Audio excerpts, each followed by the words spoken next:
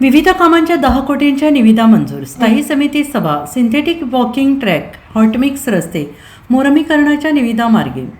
सांगली मिरज कोपड महानगरपालिकेच्या स्थायी समिती सभेत विविध विकास कामे आणि पायाभूत सुविधांच्या 10 कोटीहून अधिक रकमेच्या निविदांना मान्यता देण्यात आली आहे. त्यामुळे डॉग शेल्टर, आमराई, सिंथेटिक वॉकिंग ट्रॅक, हॉटमिक्स रस्ते, मुरमीकरण आणि गटारींची प्रलंबित कामे आता मार्गी लागणार आहेत. याशिवाय नाले सफाईच्या 65 लाख रुपयांच्या कामांच्या विषयाला समेत मंजुरी देण्यात आलेली आहे.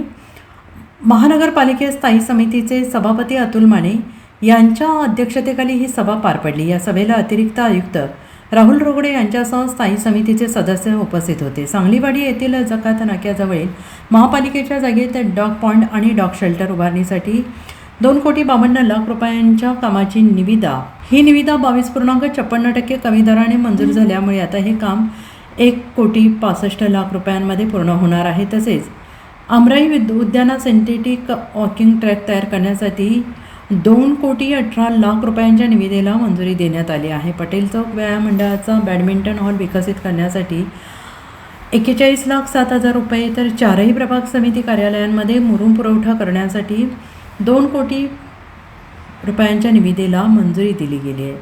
महापालिका क्षेत्रातील सार्वजनिक नळ वितरण व्यवस्था आणि प्रशासकीय कार्यालयांना नळ कनेक्शन आणि वॉल गळतीच्या कामासाठी 1,50 लाख रुपयांची तरतूद करण्यात आली आहे. Bureau report, SBN Marathi, Sangli.